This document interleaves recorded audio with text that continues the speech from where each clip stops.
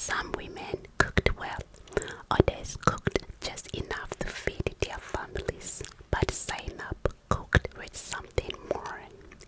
People said she cooked with love so strong it could make. People said she cooked with love so strong it could make tired men forget their worries. On market days, neighbors often found excuses to pass by her compound around sunset.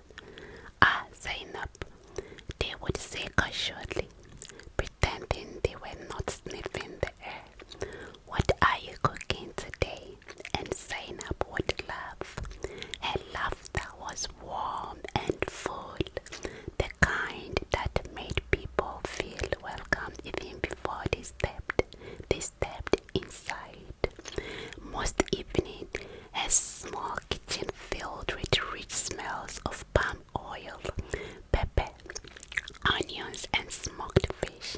Her daughter Mariam often sat beside her on a small wooden stool while she cooked, washed carefully.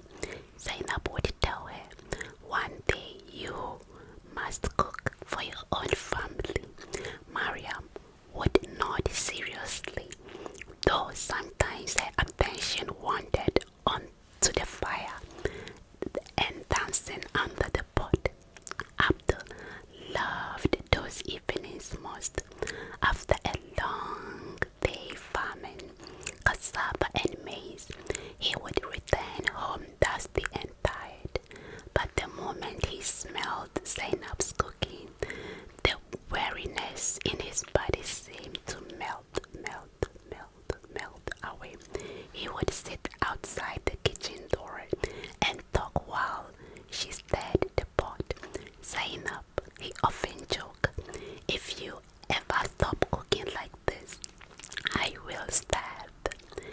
Zainab, he often joked, if you ever stop cooking like this, I will starve to death.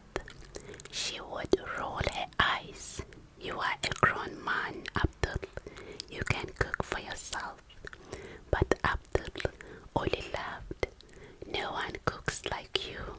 And in truth, no one did. One rainy season, when the sky stayed for many days, Zainab fell sick. At first, it seemed like an ordinary fever. People in the village were used to such things. Fever came and went like the wind. Abdul boiled herbs. The village women brought soup and remedies, but the fever did not leave. Instead, it grew worse. Within 2 days, Zainab could no longer stand. Her skin burned with heat, yet her hands were cold. Mariam sat beside her mother's mat, frightened by how quiet she had become. The woman who once filled the house with laughter now barely had strength to whisper. On the third night, the village healer came. He sat beside Zainab and placed his palm on her forehead. His face darkened. When he stepped outside, Abdul followed anxiously. Tell me she will be fine, Abdul said. The healer looked at him for a very long moment before speaking. Sometimes, he said quietly, the spirits call someone home sooner than we wish. Abdul felt the ground disappear beneath his feet. The night the rain fell heavily on the roof of their mud brick house. Inside, the fire in the kitchen burned low. Zainab lay weak on her mat, her breathing slow and uneven. Abdul sat beside her holding her hand. Mariam slept nearby, unaware of the moment approaching. Zainab opened her eyes slowly. Abdul, she whispered. He leaned closer.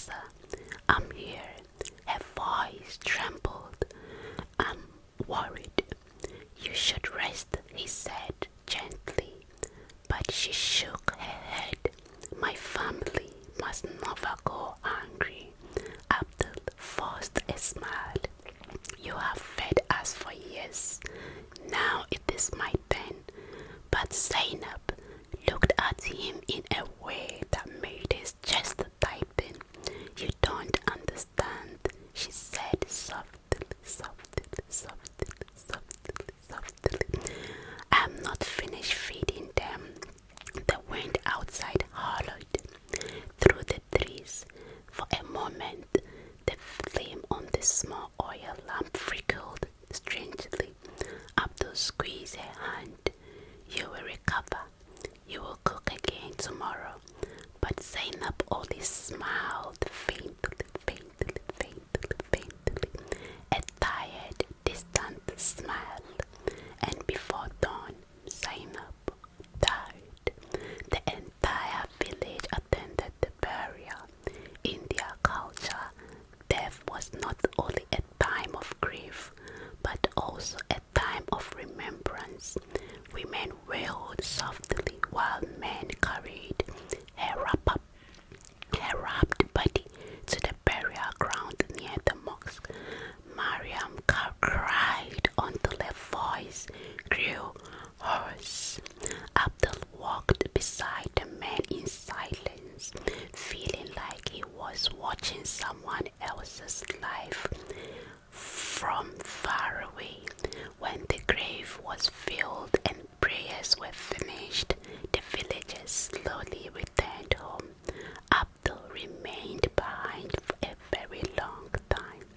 When he finally stood to leave, he noticed something. In the corner of the barrier's cloth, Zainab's wooden spoon had been tucked beside her. One of the women must have placed it there as a symbol of her life. Abdul stared at it for a moment, then he turned away.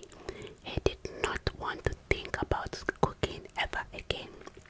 Life after burial felt empty, empty, empty. The kitchen that once filled the house with warmth now stood cold and silent. Abdul avoided entering it whenever possible. He ate simple meals like bread, fruit, sometimes dry rice.